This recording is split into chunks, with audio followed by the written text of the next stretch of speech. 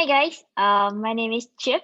Thanks Lillian for inviting me. So I have been like a big fan of NLP-OSS since the first workshop, and I'm extremely excited today. So um, I like I'm pretty nervous. I know not and so I might just speak really fast and if there's something that you like is confusing or something, it's definitely my fault. And please just let me know. Cool, guys. Can you guys see my slide? Yes, I do. Cool. So today I want to give a talk which is like crossover machine and production meets and like principal machine and system design. So I think thanks, Eileen gave a pretty good introduction. It was like just a small overview. So my background in like is in writing. So before going to college, I was writing a lot, and then I came to Stanford thinking it would major in in creative writing, and then I took some CS courses, and then I really liked them, and I graduated a CS major, and so do some product management, and now I'm doing AI stuff. So Kali, I am with Snorkel AI, which is a platform, end-to-end platform for building AI applications, and we actually have an open source repo. So we have an open source repo, but we also have a commercial platform, which is unfortunately currently not available to the public yet. So if you're interested, you can go to snorkel.ai. So for my talk today, I'm going to talk first about the difference between machine learning research and machine learning productions, some productions myth, and the last two parts are pretty short. So it's gonna be they're gonna be about the four phases of machine learning adoptions and the principles of good machine learning system design. Okay, so let's get on to the first part. So I think the first thing to notice about machine learning, the difference between research and productions is the model performance. So in research, so you guys probably have way more research criteria than I do because I'm an engineer. So back when I was still doing research, usually my advisors could advise me to choose a well-defined project with a clear objective. So and the objective is usually like how to achieve state of the art performance on certain tasks with certain data set. Whereas in productions, you don't have that clear, well-defined objective. So when you do a project in real life, there are many different stakeholders, and each of them will have their own objective, and you will have to like try to balance and make compromises. So here's an example of different stakeholders and the objective in a machine learning project.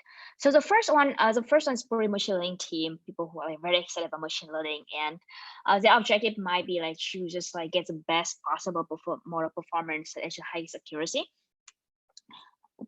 And then it has a product team. The product team might want to have a model that can give like fastest inference because latency cost, as we will see later on. And the next is the sales teams. Probably want to like have a system so that they can like insert ads in a most conspicuous way so they can sell more ads. And then we have the manager whose goal is to maximize profit. And usually the easiest way, one of the easiest ways to achieve profit maximization might be to let go of the machine learning teams. And we have seen that a lot in recent late ops, for example, like with Uber and Airbnb, machine learning teams are usually among the first teams to go. So the next one is about the computational priority for research and productions. So in research, we train models or different versions of a model multiple times, and as we run that model like once or like a few times on a test set to report the score. So you do a lot of training, but not a lot of inference. Where in productions, you have a model and then you deploy it and then you run inference like to a lot of users. So in research, you want fast training. In production, you want fast inference. And I think like one corollary of it is that like in research, you want high throughput, but in production, you want low latency.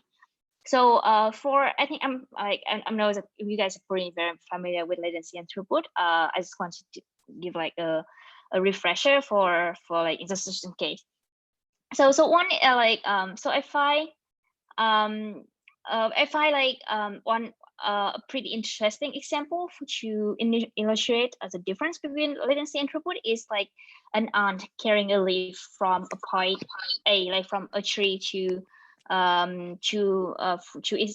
its nest. Is that going to go to nest? A hive, I think. Wait, a colony. Yeah. So carrying a leaf from a tree to a colony. So the latency is the time it takes to move the leaf, and the throughput is how many leaves it can carry in a certain amount of time. So if the ant carries only one leaf, then if it takes less time to carry a leaf, then it means it can still carry more leaves. So that like if the ant only carry one leaf at a time, then low latencies also mean high throughput. But things get a little more complicated. So if the ant is carrying like say like 10 leaves at the same time, so now because it's heavier, so the ant is gonna like take more time to carry those 10 leaves. So the latency is longer, but also at the same time because it's carrying more leaves, so it can carry more leaves like within a certain amount of time. So in that case, even like we have higher latency, we still have high throughput. So you can see that like in training, because we want to train a lot, so we care about like the eventual like throughput. So we want high throughput at the cost of like high latency. So we might do things in batch. So we have seen a lot of research about like how to do like the largest batch possible, to make take advantage of like on the hardware. And whereas in productions, you want a low latency. So even though like you don't want to like do things in batch, you want to like make users wait. So we do like, so we want to process on the request as soon as they arrive. So you will have low, so you wouldn't like sacrifice throughput for low latency. And I think it's interesting because of this difference that we have seen a divergence in the hardware used for research and productions. In research, people like I think accelerators and GPUs and TPUs are still very popular, whereas in production, I have seen more and more people try to use CPUs, run inference on CPU, because it's going to be a waste to like have things on GPU just to run run one single inference. So here's an example of how latency is actually hurts in production a lot. So I think there are two examples from Google and Booking.com. So for example, Google, they have a research that says like if you increase latency from like 100 milliseconds to 400 milliseconds, you can reduce the daily search number of searches per user like from like 0.2 to 0.6%. And for Booking.com, if you can just increase latency by about 30%, it can reduce the conversion rate by like 0.5%, which is a non-trivial cost for business. So I think it's because of the difference in research and productions that I do think that they would we will need to have some modification to the current system leaderboards. So I think this is an ongoing work, and actually this paper by Huyen and Juravsky at NLP. So it's about like it's a critic of the current NLP leaderboards about like because it's just because the current system of leaderboard is pretty much depart from how some NLP models are used in the real world. So I think so the first change that I can see, I hope to see, and I would love to hear like your thoughts on this, is that we might have a more comprehensive iterative functions. So model performance is one thing, but there are many things that like practitioners values, for example, latencies, prediction cost, like interpretability, safety, robustness, as in whether it's like it can be easy, like adversarial samples can like can make it behave in a weird way, or the ease of use, for example, like open source tool preview model.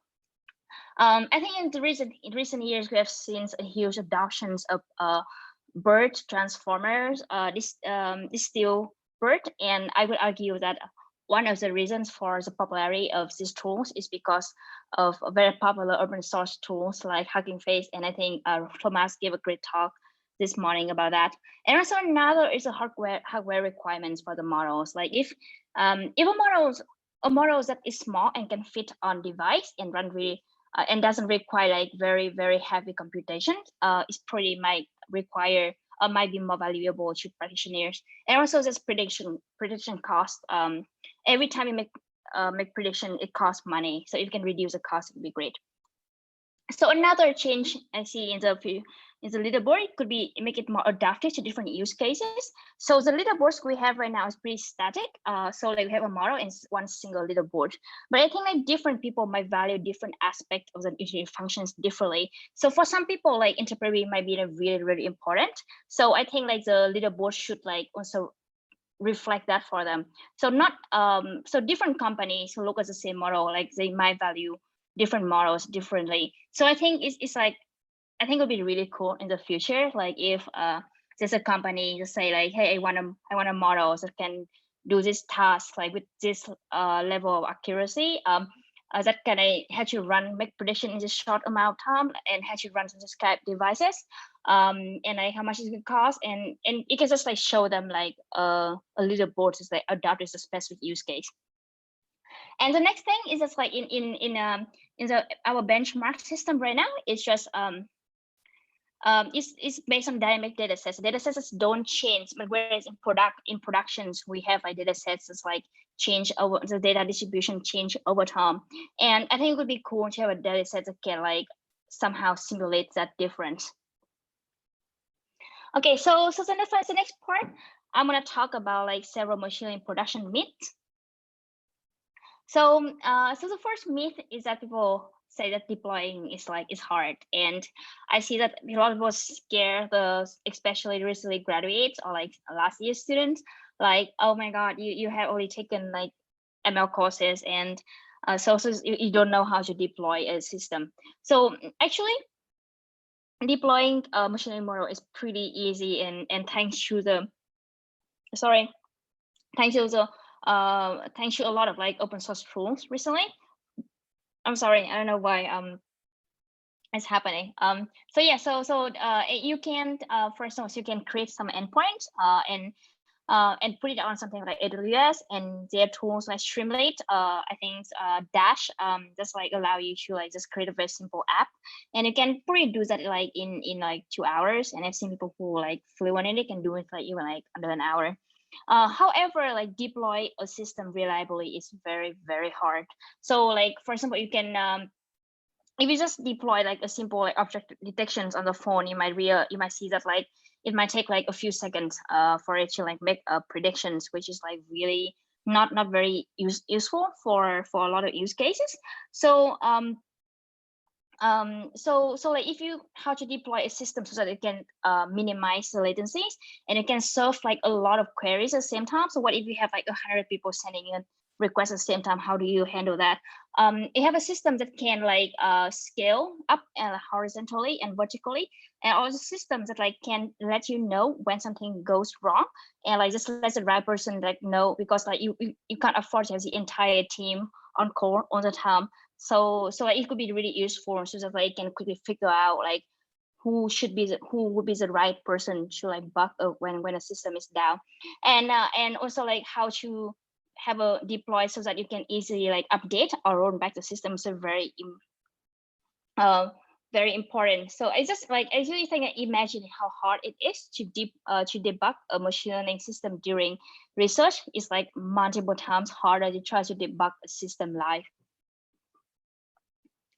So the main number two is that you only deploy 1 or 2 machine learning models at a time. I think that myth comes from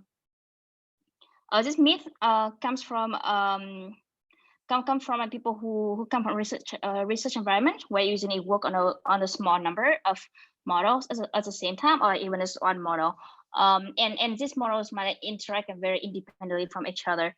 Whereas in productions, you can have like many models.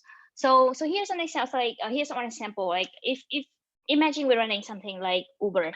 So we would need a model, for example, like to predict whether the upcoming demand, so that you can like mobilize the drivers, or you can like estimate like how much the search charge should be. You also need to like build a system to detect whether a transaction is fraudulent or not, or you also want to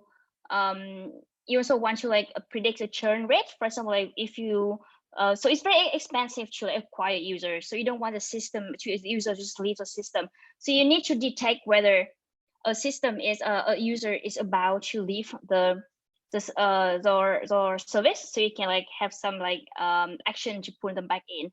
So, and it's not just like, you don't just have like a single model for different tasks. So if your service that runs in like 10 different countries, then you might want to have different models for different countries, because like different users, like they cover very different distributions of data with very different functions that like the taking input and get the output. So so Uber actually like have like thousands of models in productions, and booking.com has about like more than like 150 models in productions.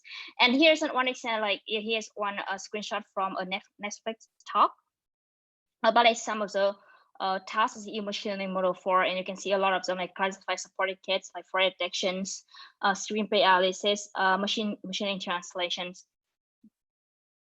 So for mid three, I think it is the idea that's like if we don't do anything, model performance remains the same. So I think for this myth, there are like two aspects. So first is the concept of like software rot or bit rot. Like if you leave software, it's gonna degrade. So I think I find it's really funny, like when I watch science fiction movies, and you see like there's some like technologies, alien technologies that have been sitting there for like thousands of years, and then you discover them, and suddenly you press a button and everything's just working again. Like if I leave my code for a year and come back, like nothing's gonna work. Like on the API, you just have changed, like things not supported anymore, and there's the open source thing, just like suddenly like nobody's using it. So it can be very hard. And the second aspect of that is that like for machine learning systems, they suffer from what is called, like you guys are definitely probably familiar with it. It's like the concept, like the idea of like concept drift. So because like data distribution changes over time, like like it can be something like very extreme. So let's think about like something like COVID. So before COVID, like if you want to like rank restaurants, for example, so before COVID, a good signal could be like whether a restaurant is busy, because it usually means that it's a good restaurant. However, during COVID, like you don't go to a restaurant that's busy, because it's like this increased chance of transmissions. So now a busy restaurant is a bad sign. Or like before COVID, like when people search for Wuhan, it's probably because they were looking for like tourism. But now, like people search for Wuhan, it's probably because they try to understand the origin of COVID. So it can be, but it doesn't always have to be something that extreme. It can be something like it happens all the time. So like it can be so just because like behavior change, you have new users that you launch a new marketing campaigns, you suddenly got like a lot of users from demographic you never had before. So competitor change their strategy. Or it can be like seasonal, like something like weekends, weekday, or like Christmas or like non-Christmas. So it happens quite often. And I think like to deal with this, like to understand how the model performance changes over time, you can do one test. So like instead of like training on the data on the model on the data from the past, you can train the model on data from like on slices of data. First of all, like data from like 6 months ago, data from 2 months ago, data from a month ago, and then test it on the data today to see like how the model performance changes as you get like older and older data. Then you can get a sense of like how much the performance degrades over time. So the myth 4 is just like you won't need to update your model as much. So I think I see a lot of questions like people ask me often. So how often should I update my model? And they were trying something like maybe like 6 months or a year. So I think the question is not how often you should update the model, but like how fast can you update the model? Like how, yeah, you might want to update the models as fast as humanly possible. So it's just because like of the previous talk above, like as time goes, the model performance is not degrade. So the model performance as a model is not perform best right before production, right after training. And then after time, every day that it sits there is model is performance and degrade, whether you can measure it or not. So I think this is one of the aspects of machine learning that I think we can learn a lot from existing software engineering tools. First of all, DevOps. So I have been studying, learning about DevOps, and I think there's a lot of like mind-boggling facts. For example, like even back in 2015, SC was like deploying like 50 times a day. Netflix like 1,000 of times a day, and AWS like they deploy every 12 seconds. And I think if we could like use a lot of existing tools in DevOps, like for example, machine learning engineers learn those tools, I think we can see a lot of exciting progress. I have no idea if I'm talking too fast or not. Do let me know. No, you're good. Okay, thanks guys. So I'm actually like really nervous. I feel like hot-ish. So I hope you guys don't feel me like jittery or something. Okay, so the myth number 5 is that people often tell me that like, so you keep talking about machine learning system at scale, but then like it only, but how many like how often do you have to deal with model at scale? Because there's only like one Google, one Facebook, or one Netflix on Amazon in the world, right? So most companies don't have to deal with system at scale. So I would agree that like even though most companies are small, most companies are small, but it's just a small percentage of large company actually employ a large percentage of users of engineers. So here's a pretty interesting survey from Stack Overflow. So you can see here like more than 50% of software engineers report to work for a company of at least 100 employees. And I could argue that if a company is like of 100 employees, they might want to like work with model at scale. So statistically speaking, an average engineer would most likely have a chance to work with a model at scale. So myth number 6 is usually from business leaders, project managers. So I think it's because a lot of hype recently in AI space that companies like rush use AI and they think it's like, oh my God, look at how like Google use AI to like change the business. So it must be amazing. So like if we use AI now, we can become a Google or something. So somehow there's expectations that if you use AI, you can see a lot of returns. And when people actually start sharing our AI and they don't see that return, they go around saying like, oh, ML is like not useful. So one example of that is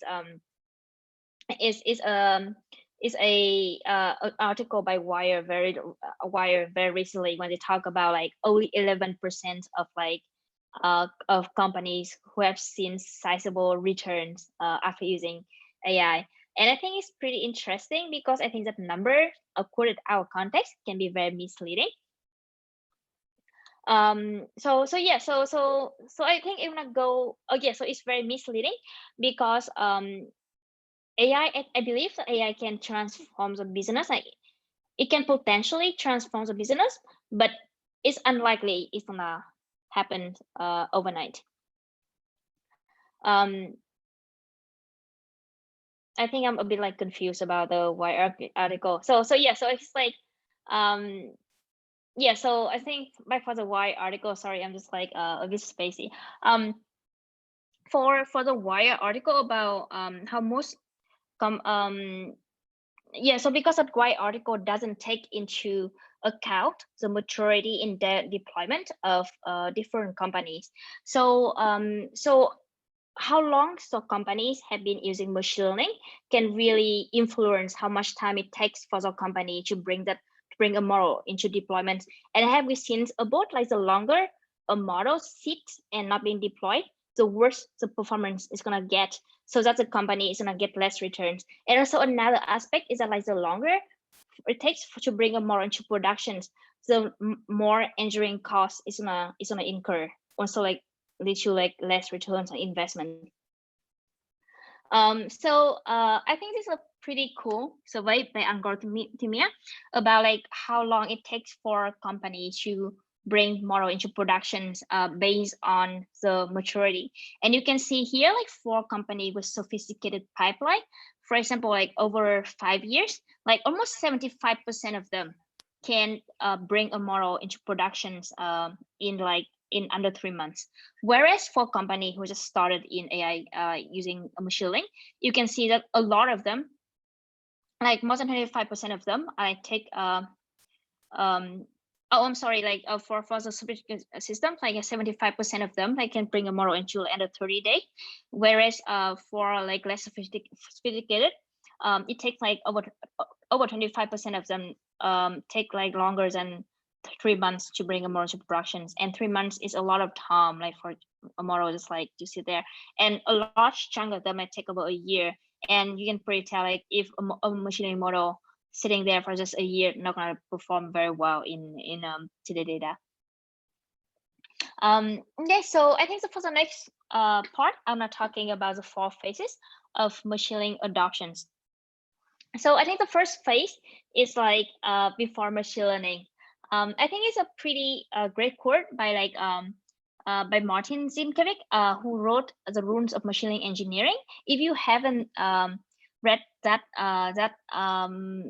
read the post, like you should definitely check it out. I think it's a brilliant post. So he's talking about like how everything machine learning will give you a 100% boost, then a heuristic will get you a 50% of the way there. So don't be afraid to launch a product without machine learning and use like simple heuristic instead. I think here's a good example to illustrate that. So here is a so we pretty know that like news feed is an area that uses extensive machine learning nowadays. Like Facebook pretty has a very extensive machine learning system to rank news, to rank different posts for different users. But here, like when Facebook was launched in 2006, it was launched like this. I'm not sure anybody has a guess, like what is interesting about this news feed? Does anybody wanna make a guess? You can type here as well. Yes. So Luca was saying that yes, this newsfeed was sorted by time. So even like the Facebook newsfeed, when it was first launched, they didn't use any fancy machine learning model, or it's just like purely canonical. So I think it's very possible to like launch a product without machine learning, and as users use it, you can collect more data so that you can like build a machine learning system to do it well. So the next phase is that like so you have like maybe like some heuristic and it's doing well, and now it has reached to like 100 if else, and it was like, okay, maybe now it's time for me to switch into machine learning. So when you started machine learning, like is wait, I don't know, you probably want to start with something like very simple for you, so that you can do 2 things. First is to validate the hypothesis. So in the beginning, you have the data, and you think that like with this data you can make some useful predictions, but you don't know that yet until you can build models that can achieve some like some performance better than the baseline. The baseline can be like maybe in a random predictions. So if you have like, if you try a lot of like simple model, logistic regressions, k-nearest neighbor, and like only predictions are just like random, then maybe the data is not going to be good for you, like to predict to make the predictions that you want. And the second is to validate pipeline. So building a machine learning system in productions can require a lot of components, and a lot of things can go wrong. So I think I really like this talk by 2 people from Google when they analyze the postmortems of 96 like machine learning outages at Google, and they found that like most of the outages are not caused by machine learning, but caused by other aspects of the system, like for example the distributed system. So when you start a simple model and I bring it to like end users, then you have a chance to like validate like that it works as expected. So another part of like how the system can break is that it is in feature engineering. So as we talk above, like during training, we want to do things in batch, like you want to like train a lot of like examples at the same time, where in predictions we do it like one by one sample. So during training for feature engineering, we probably want to do feature engineering in batch, which means that we might use something like vectorizations of like of all the data. Whereas in in productions, you're gonna do feature engineering on one single sample. So you can see that you can have different feature engineering pipeline, and they might be implemented differently, and they might output like weird result because you just update in one thing and then forget another, or like because of some weird routing error. You probably, I'm not sure you guys have seen that. For me, I saw that quite a few times, like when I train the models that does really well on one on one machine, and then when I change it to to 8 machines, like it just doesn't work anymore. It's just because like it now has some weird routing errors like cascade through the end. So anyway, so like we start as a simple model so that we can like validate hypothesis, and then we can validate the pipeline, and then also we can use these models as a baseline to compare more complex model.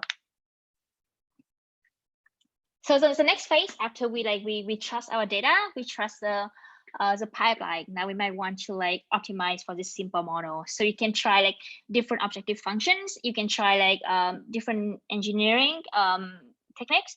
We can so wanted to throw in more data. You can try something like sampling. So like it doesn't hurt to like just play around with a lot of simple models and see how they go.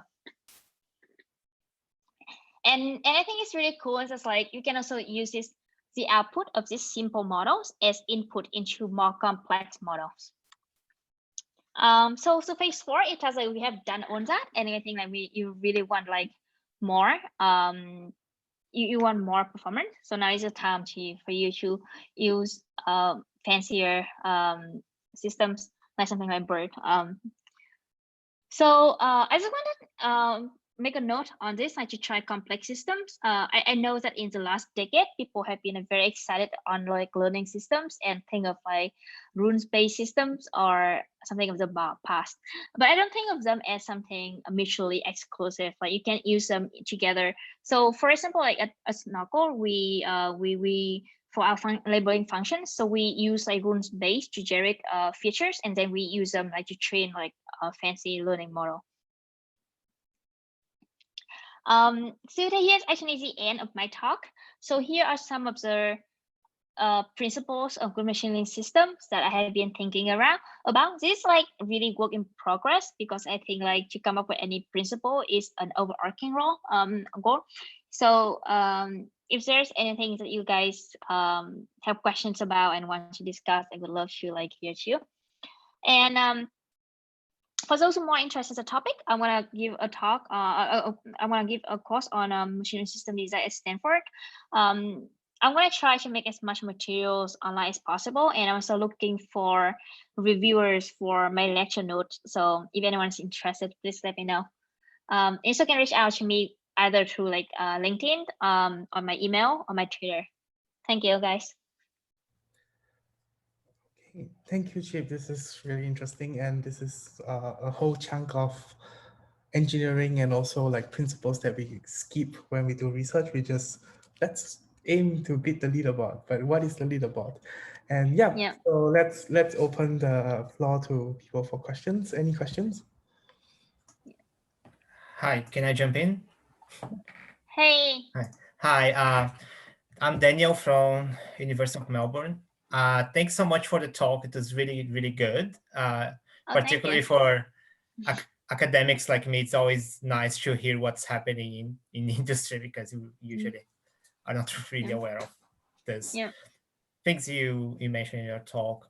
I want to ask about metrics. So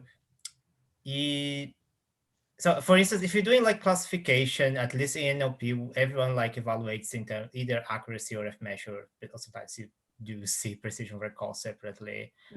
But is that enough like in practice? Because depending on application, you can have like different costs for different errors in your prediction, right? So things like medical applications, they have very different costs.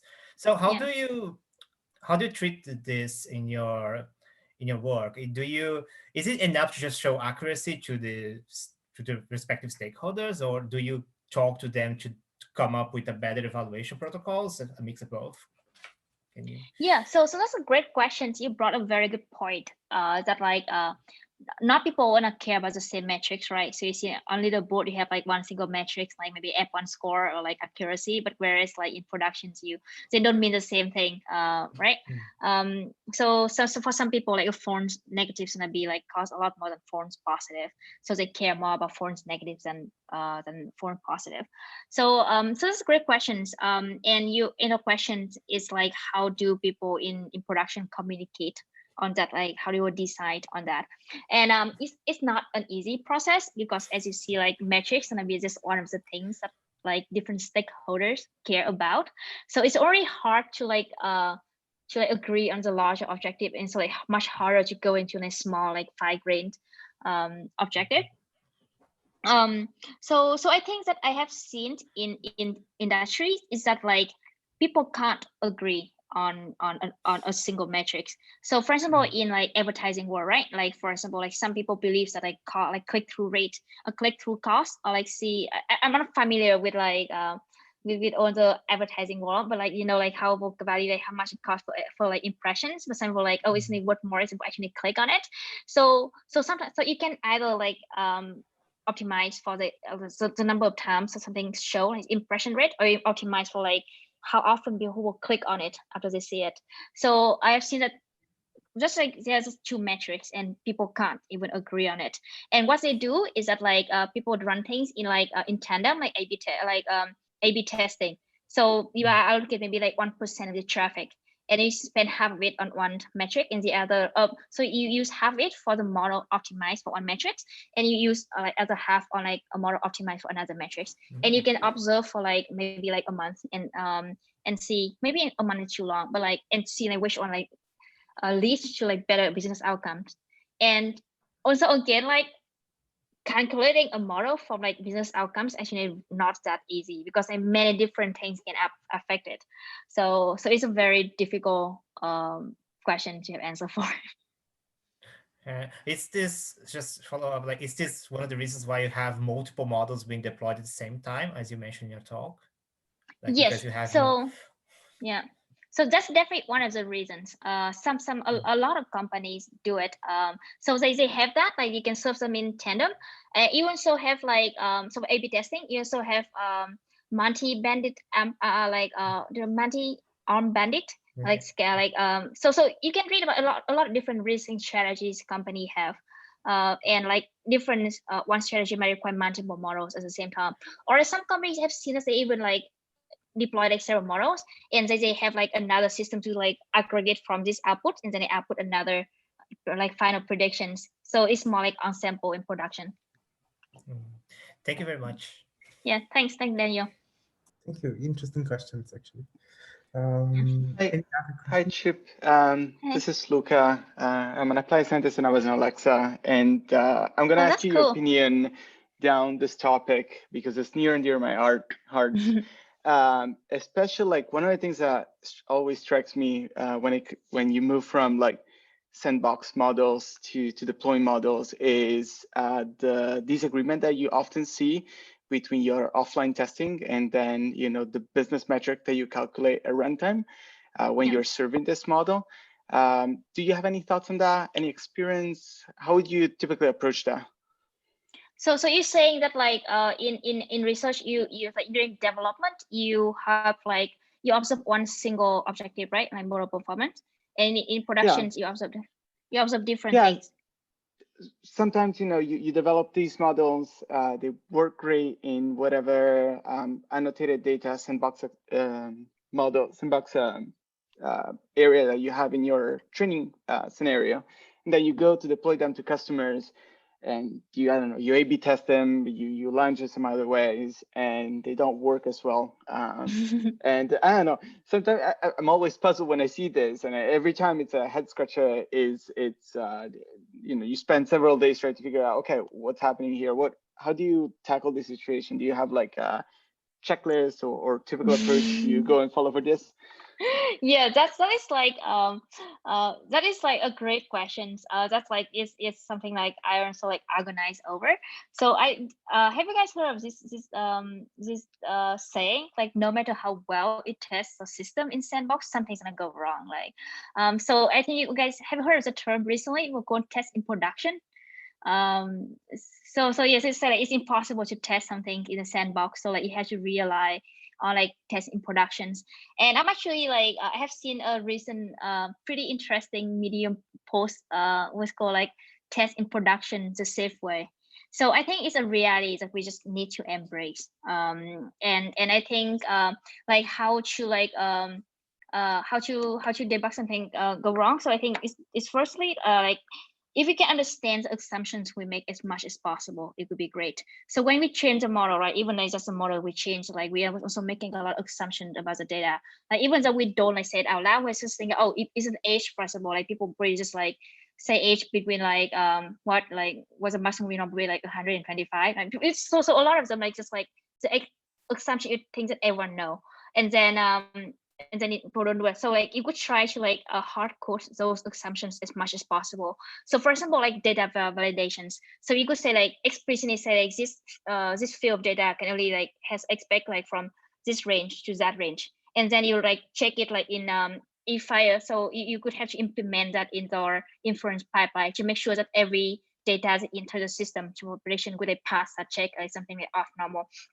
So a lot of it's like trying to like write down on all of that, and also like observe the changes, data distributions. Like for example, like I think one of the problem we saw was just because of like sadly a lot of people just like to so like before like you have like gender or like just two gender, right? And then like, sadly like we have like some system they have a different other fields for the gender. So somehow the system like that on the encoder like got messed up, and it caused like all the things to like change. So you just need to like do some so that could have been caught if you encoded the distribution. Like if observe like how many percent of them are like non, like what was the number of like possible values. So you can check like it's changed. So yes, a lot of it's just like encoding out on the assumptions or beliefs you have about the system and make sure that nothing weird is changing. Awesome, thank you. No, thanks. I hope that helped. Thanks. Is there anyone with questions?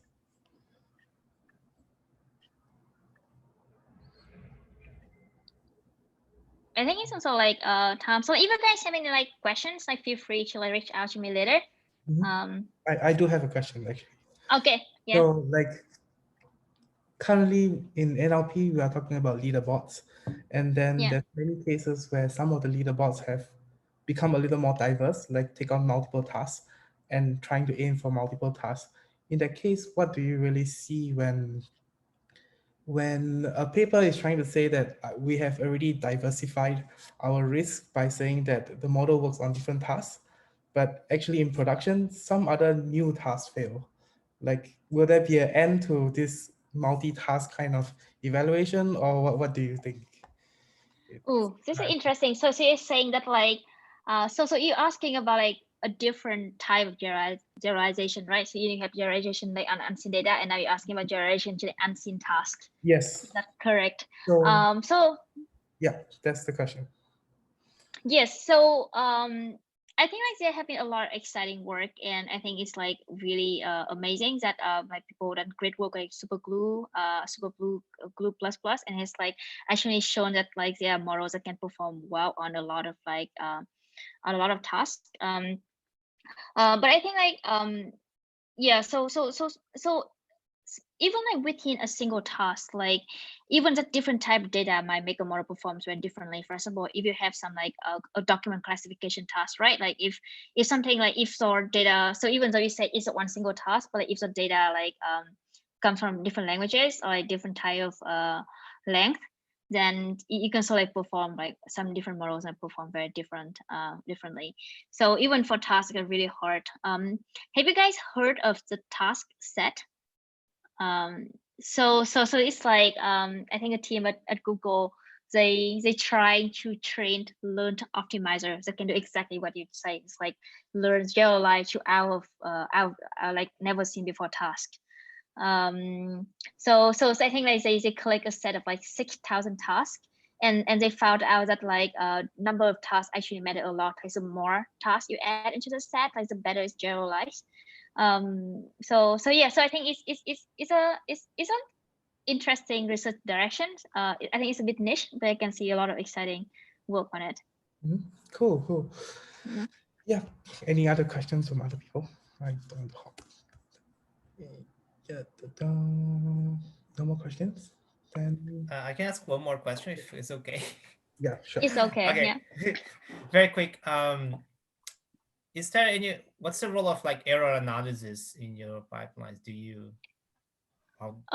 When you say my pipeline, I mean, so okay, so at least if you're doing like in academia, if you're doing good research, you train a model in your task, and then if you want to improve, the best thing to do is to see what kind of errors your model did in order to try to improve, right? And that to guide your decision. I think error analysis. Yeah, that's what I'm talking about. If you have that, you have something like that within your pipeline, and how do you do it?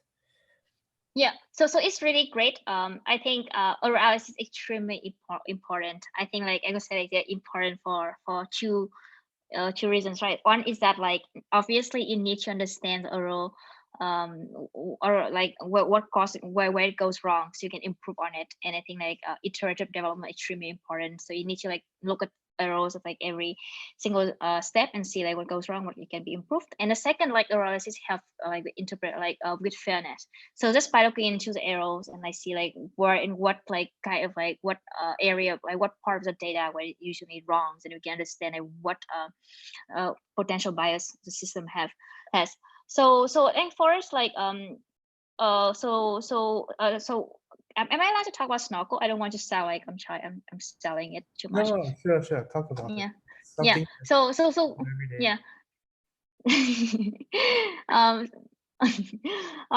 So error analysis is actually a very big part of our system. So we think it's very important to understand error modes. Like what kind of errors it is, like where it comes from, and I can't really talk in detail because it's like you guys have to sign NDA about this, but yeah, so it's something that we try to like give user understanding of where the error comes from, and like what actions we can cause can lead to it, and then how we can improve it. And also we also like you can also want to like compare errors with among different versions of the systems. So you can see maybe like some type error has changed here, but like not over there.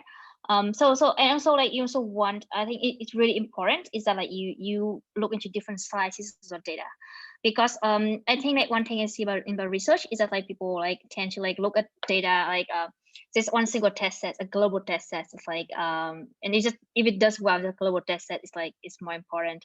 But whereas in productions, like different slices of data actually like matter a lot. Some slices of data are like much more important than other slices of data. So you want to like track exactly like what errors happen in different like slices of the data, and sometimes you have to make a trade-off and have to decide like which slice of the data is more important than another. And I know that's like the kind of things that you're probably not supposed to like advocate for. Thanks.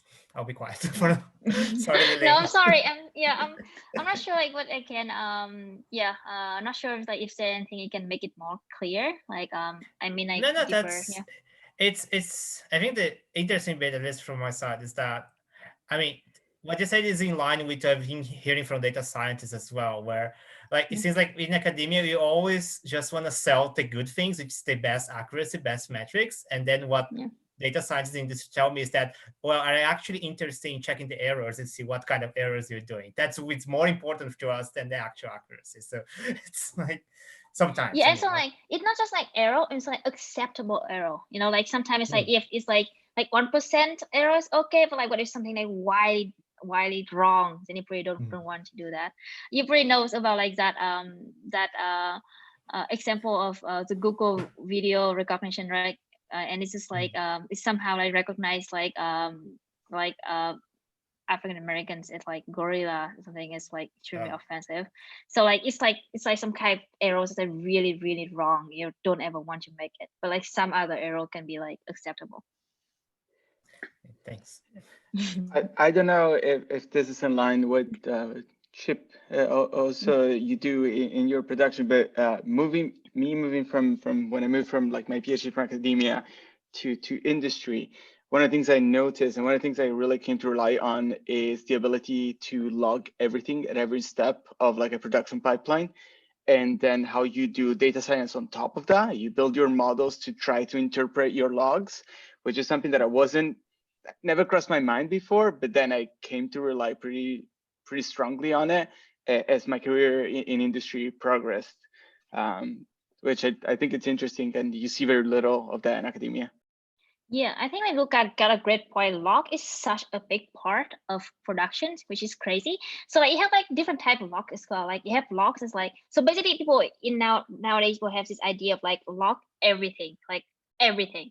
So which means that if you service like a billion requests a day, you can have a massive amount of like log, and then how to and another thing about log is that it's usually like a lot of type of log is just unstructured, because you want to like change different fields that you log, so you can't just store them neatly in different like SQL table and then like do SQL and then get it quickly. So like how to like quickly go through a massive chunk of like unstructured data to like get them something nice out of them is extremely hard. Yeah, I think log files are really fun to dig into, and also they are always unstructured. It takes a lot of time to clean it up before you can reuse them. Cool. So, I think like, yeah, sorry. Yeah, so continue. I think like some log is like not like you only keep them for a certain amount of time. So first of all, like for transaction dispute, right? You know that like they're not the max amount of time they can dispute in 90 days. So after 90 days, you don't want to keep them, just like throw them away.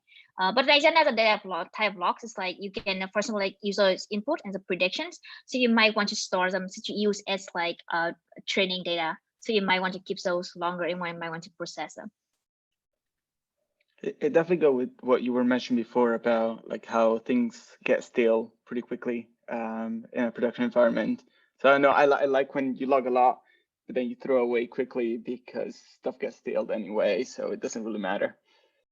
Yeah, I think that's the entire industry of like tools for like managing and like understanding logs. Okay, I think we have to close the session. Thank you again, Chip, for this interesting talk, and thank you everyone for attending. I think this is the end of the workshop already, but before you leave, I have some things to say, just some last words.